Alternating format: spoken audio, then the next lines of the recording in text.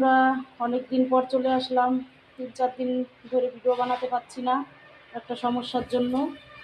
দিয়ে আজকে চলে আসলাম দুপুরের মেনু নিয়ে। দেখে নাও, এই যে নুন হলুদ দিই নাই এখনো। মুগ ডাল, আজকে বৃহস্পতিবার, নিরামিষ।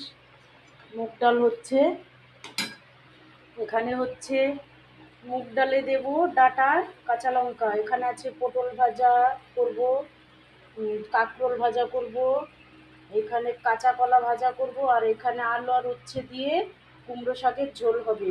কুমড়ো শাকটা এখনো কাটা হয়নি, কুমড়ো শাকটা ছাদে এখনো আছে, এখন যাব আনতে।